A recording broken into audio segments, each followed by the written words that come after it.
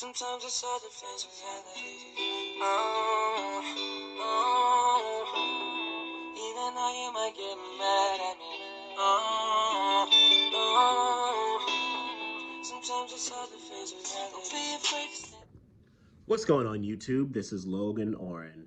Now, today I was on my way to work and I'm listening to the radio and I'm looking at, or sorry, the show. I guess they usually talk about different topics every morning. And this morning, the topic was about people who say, I love you too soon. And so they were reaching out or reading a stat.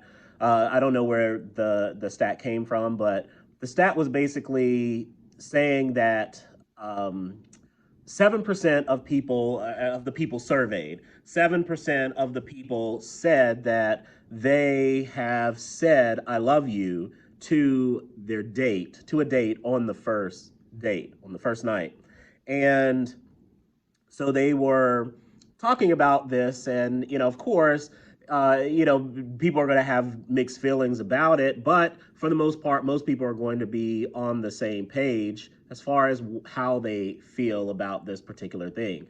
Now, after that, because I have, my feelings about it, and when it comes to how we are in society, how it, how I perceive dating and love and relationships in our society today, and how it was way different back when I was younger, and even pass on beyond that. It was a lot different, and now I feel as if we are in a society that promotes dysfunction within relationships, and part of that is because I understand that a lot of people were using this as a red flag, or they were touting as a red flag if someone were to say "I love you" in the first date. And I get it. I understand that it is very it would seem weird if someone told them that they love them on the first date. I can see you don't know them, you just met them, this person is putting their best foot forward, so you don't really know the person.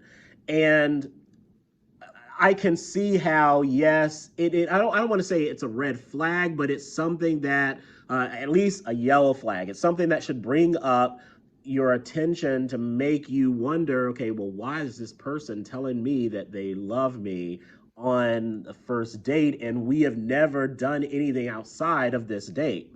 Now, my argument was that I can totally see how it would make sense for someone to say, "I love you." Now, the one of the radio personnel, she mentioned that that the only way she could see how that would happen. Now, let me backtrack a little bit. So that, even though I do feel the way that I feel, that 7%, I agree with them. That's kind of high. So 7% of the people that would that have said that. Now, I know that we can meet someone and we're very attracted to them. You might have a great time when you're, on your date, and you may be infatuated with them. And so that may come across as love, because they're very similar in the way that you feel about someone, more so if you're in love as opposed to loving someone. And so I understand that, yes, loving someone is different than being in love, but I think a lot of people use that phrase, or use those phrases interchangeably, of loving someone and being in love.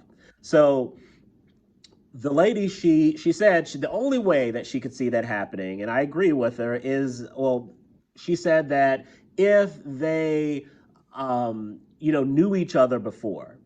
And I agree with that. Let's say if you've known someone for a while, let's say you've had a crush on a girl, and my thing was, if you've had a crush on on a girl, you've liked her, you've talked to her, you guys, let's say you work together, or you go to the same church or whatever. This is not the first time that you've ever met each other, and you are finally get to that point after months or maybe even a year or a couple of years, and you finally get the opportunity to go on a date with that person. And, I can see how that might be acceptable. Now, I see how it might be acceptable for you to tell that person if the date went very well and you guys are really feeling each other, your personalities are compatible, and you just seem to mesh well together. I can see where you might seem it appropriate to tell them that you love them. Now, would I do it? No, I wouldn't. But because I understand that that would be something, it's about awareness. I understand that that would be something that people would look at as being a red flag, and that you're not going to, it's going to be hard to, you're going to scare someone away. So I would never do that, even if it was someone that I was really, really close to, and we were really great friends, and we realized that, hey, we actually do like each other, and we have a mutual interest to pursue a romantic relationship, and we go out on a date. Then yes, I still would be hesitant about doing that. Now, if let's say I felt that way, I was infatuated with her, or I felt like I was, in love with her, now she said it to me. Now, would I say it back? If I felt the same way, I probably would, because at that time, you know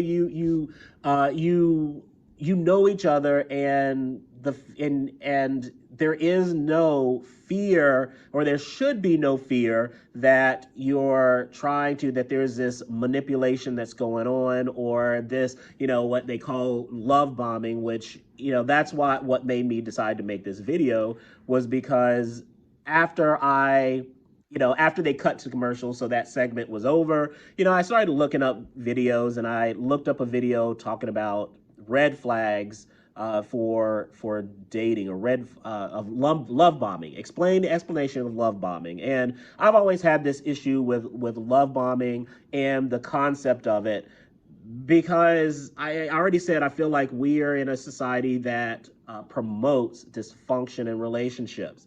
And the reason why I believe this is because now it seems as if to like someone, to be interested in someone, shows a problem, shows that you're needy, or shows that you are trying too hard, when the standard should be, if you like someone, then you pursue acts to show that person that you are interested in them, to show that you do like them. I think it's very stupid, and it promotes the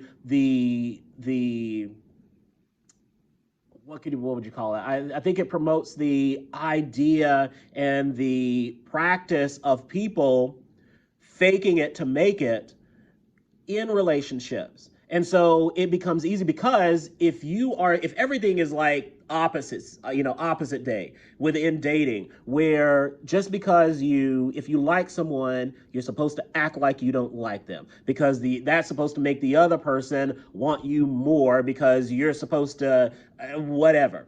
And if you don't like someone, then, but they like you, you're supposed to act like you like them, because you're trying to get something from them. So what it does is it makes pretenders better at pretending, and it makes liars better at being liars, because instead of just coming out and saying, you know what, I like you, I want to get to know you, pursue something with you, see how it goes, you then have to act as if you are not really that interested. That maybe I like you. Yeah, I like to get to know you, but I don't really have any thoughts about you aside from that. And then if you do show that, then you've got some people who are so embedded in this concept that will turn them off. Where in no time in history has that been the staple of what uh, you know grows and grows into a relationship. If I were dating someone and they act like they didn't care, that's not going to make me, because I'm not crazy and I'm not, maniacal. I'm not psychotic. So if I'm dating someone and they act like they don't really care about being with me, then I'm not going to date you. I'm going to bid you, a good day and go about my life and find someone who's actually going to who's going to like to be dating me. So when you have this perception that, I'm supposed to not really show that I like you because that's showing neediness, which to me, neediness does not, I think it's a general, maybe it's a generational thing where, because we do have a tendency for this generation to take words and change them up to mean something that they want it to mean because it benefits situations. To me, neediness means that where you're constantly, it's usually wrapped around insecurity, and where you have this need, you have this desire to where the time and the focus on you is over exaggerated, where that person needs to spend all of their time with you in order to be happy, and you have to spend all of your time with them in order for that person to be happy.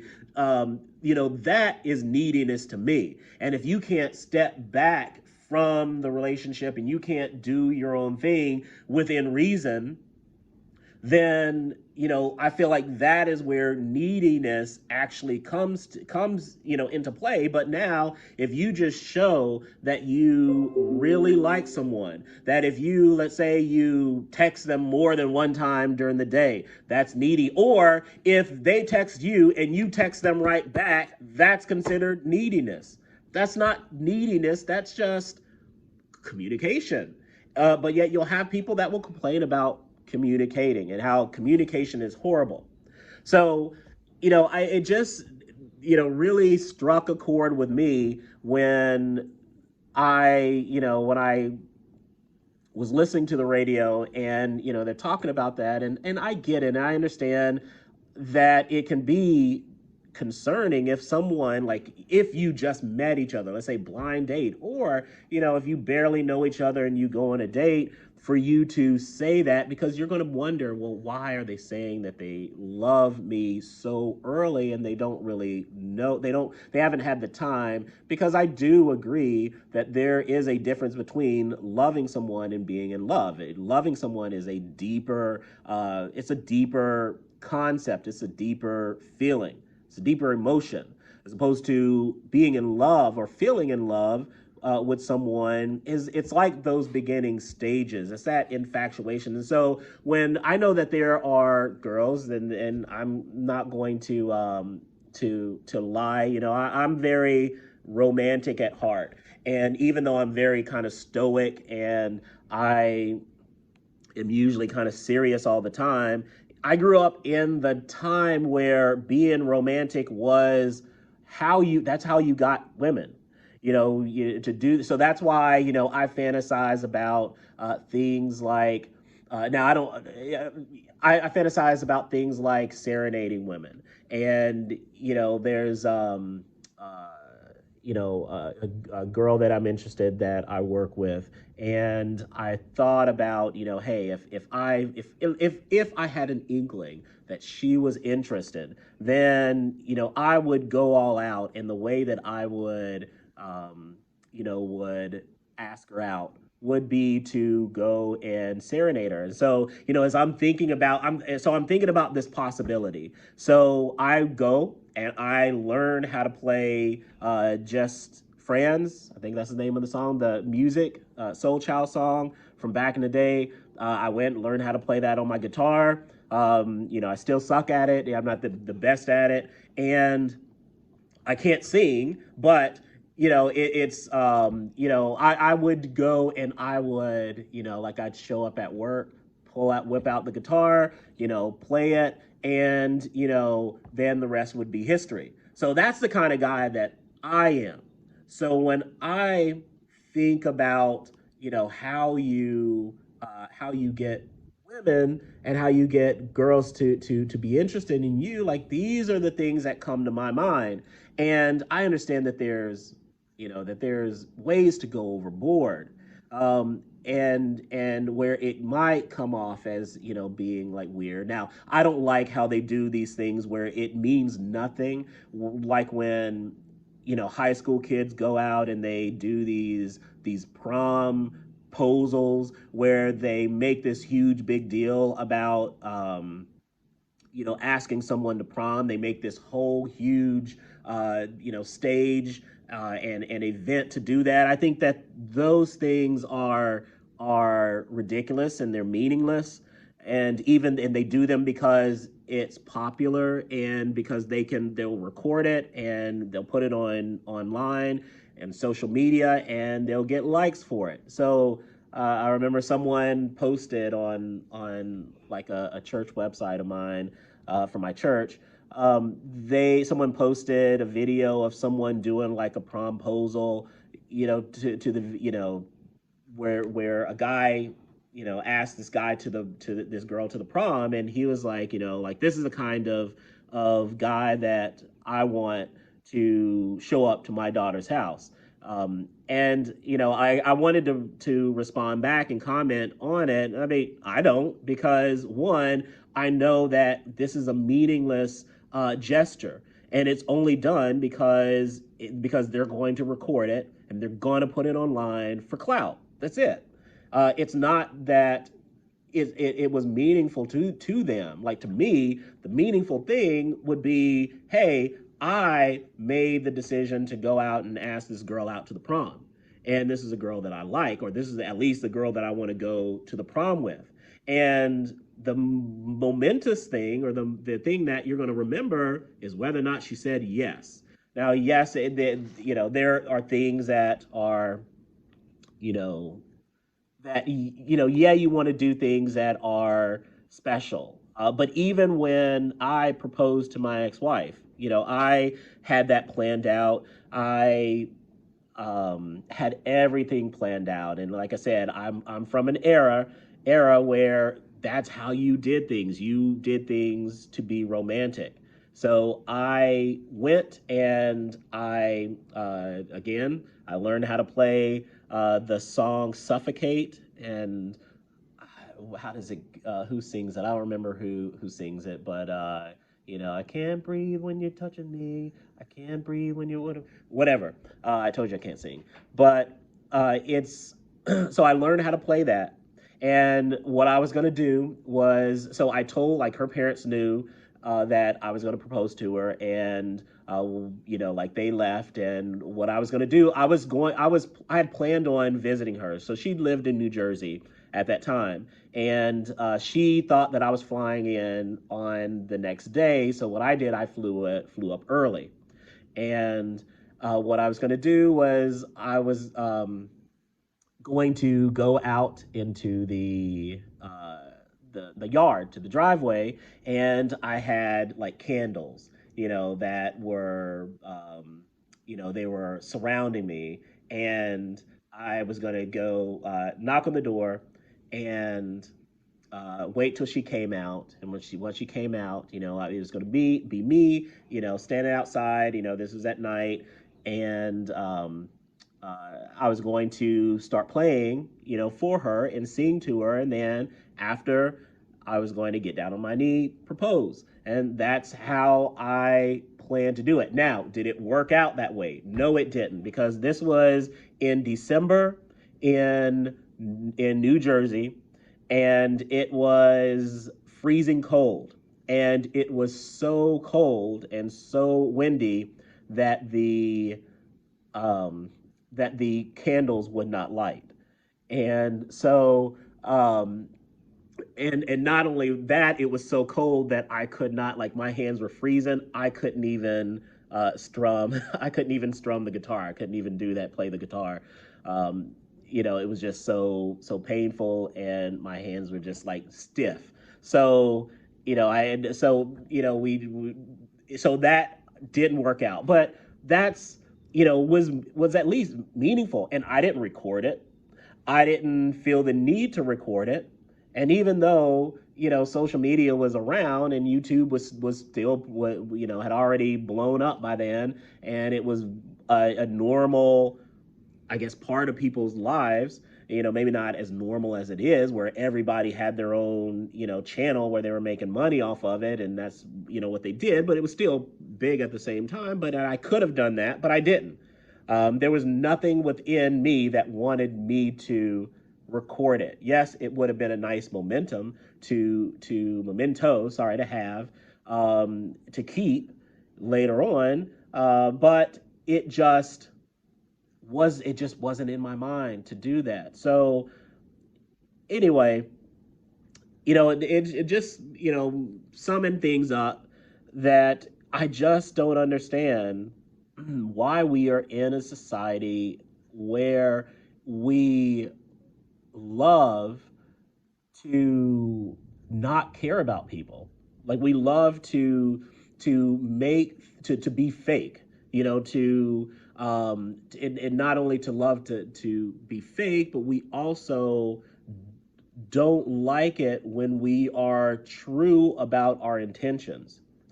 And we just don't feel the need to do that. And we look at what is good as being bad and what's bad as being good, prophecy there. Um, but it's sad. It is sad. And if anything goes anywhere with this, this girl that I'm interested in at work, I've gone through these fantasies in my head of doing these romantic things, and yes, I would say that there's some infatuation there, and I do think, future wise, and I think that's probably something that's probably not good, because then, if things go south, then it's going to hurt that, things didn't go the way that I planned. So it's not good to have these fantasies about this girl that, hey, our relationship, that we could have a relationship, and that relationship could go here. And yeah, but all I do know is that if something were to materialize and to happen, that I would this is not a situation where we've never talked, and we don't ever talk, and I haven't met this person, so I could see myself, at least, let's say we go out on a date and it goes well, I could see myself wanting to say that, because I have liked this girl for, it's been about a year. And, I mean, yeah, there's reasons why it's been so long. It's not just because, I'm a coward. Yeah, that's part of it. But it's, there are other reasons that lend to why it's been over a year, on why I have not made this approach to her. And now it's kind of, well, she's not single, so, or she is at least dating someone, even though I don't know the level of seriousness that their relationship has. So I'm just playing it by ear, but doing my thing. And if I'm not going to sit around and wait. But if something were to happen, I could see myself being having that, because I have that infatuation. At the same time, I probably wouldn't say I love you on the first date, even though I've been interested in this girl for a long time. So it you know even though I would not say, I wouldn't say I love you on the first date. I probably wouldn't. I wouldn't even say it for a while. And I'd probably wait for her to say it and for her to get to that point before I got to that point, before because I am, even though I believe in being my own self, I am a victim to this society, and I know that there are people who feel a certain way when it comes to different protocols for dating and relationships. So I would play it safe, and um, but at the same time, I would make it evident. I would be the kind of guy that would say, I don't care what the masses say. Like I'm not the type of guy that's going to act like I don't have an interest in you. I'm not the kind of guy that's going to act like I don't want to see you if I do. Now, if I don't want to see you, if I'm not interested in you, then you're going to know it. Even if I don't say it, you're going to know it because I'm not going to call you. I'm not going to text you back. I'm not going to go out if you say, hey, you think would you like to go? I thought we might go here or might do this. I'm going to be absent. So it's going to be very evident that I'm not in that situation where I'm wanting to pursue you. And if I do like you, I'm going to show you that I do like you with my actions and my words as well. More so, I think words matter, and I can say that yeah, that was probably a down a bad thing or one of the negatives in my past relationship. It wasn't the downfall, but it was something that if I could have gone back and and if things were different and the things that happened didn't happen, and I could go back into that marriage, I would have changed that. I would have been more vocal about my expressions, and I think that's one thing that that you have to learn is that expressing the way that you feel about people, that it's important, and you don't hide those things and you don't keep them from them. And I think that was something that I just didn't. And and I remember I would tell her, hey, look, if I didn't love you, or if there was an issue, you would know, and I would tell you, and I would, and but it was, and I think that was the thing. Like if there's no issue, if I don't see, if I'm not finding a problem with you, I'm not going to tell you. And if I do find a problem with you, I'm going to tell you. So if I haven't told you that there's a problem that I have with you, then stop asking. Don't ask that there's a problem because I'm going to tell you if there is. But communication, how we treat people, how we talk to people is very important. Um, so that's it. And I made this much longer than I was supposed to or that I planned to make it. So that's it. This is Logan Oren, the troll for truth. Why? Because the truth should mean something. Trolls roll out.